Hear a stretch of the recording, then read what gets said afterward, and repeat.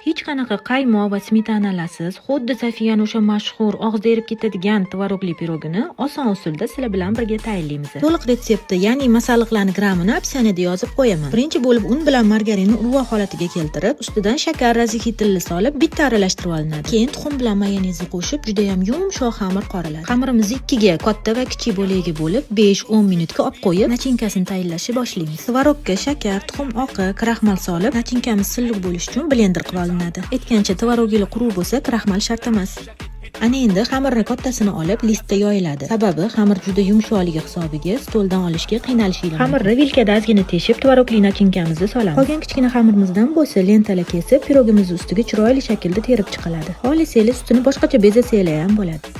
Ana endi boyagi nachinkaga solingan tuxumni sarig'ini ustiga suriladi. Pirogimizni 180 gradusda qizib turgan pechga tiqib, 30-35 minut kutsak, juda ham nejning, og'izda erib ketadigan pirog bo'ladi. Bu retseptni yo'qotib qo'ymaslik uchun yaqiningizga jo'natib, saqlab qo'ysangiz, bir kun albatta kerak bo'ladi.